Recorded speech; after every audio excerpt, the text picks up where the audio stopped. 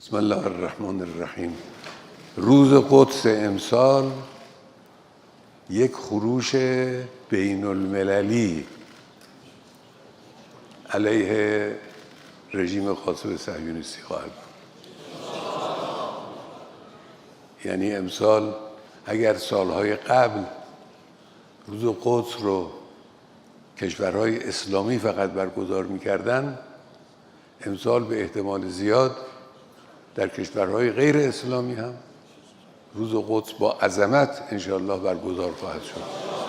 امیدواریم انشاءالله ملت ایران مثل همه موارد این بار هم در این روز بدرخشه به حرمت محمد و آل محمد. این شکست قطعا ادامه پیدا خواهد کرد. این تلاش‌های مذبوحانه هم مثل این کاری که در سوریه مرتکب شدن که البته سیدیشو خواهند خورد. این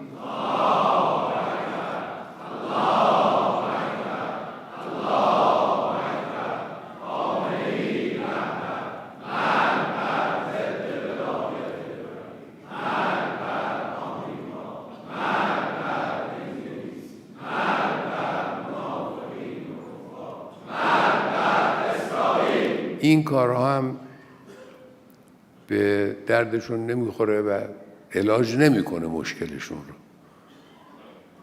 اونها در یک تله‌ای افتادن به دست خودشون رو در یک تله‌ای انداختن که امکان نجاتشون وجود نداره و روز به روز رژیم ضعیفتر خواهد شد و به زوال و انهدام انشاءالله نزدیکتر خواهد شد و امیدواریم ببینند جوانهای امروز ما اون روزی رو که قدس شریف در اختیار مسلمان هاست و در اون نماز خواهند گذارد و بتوانند دنیای اسلام بتوانه انشاءالله نابودی اسرائیل رو جشن بگیره.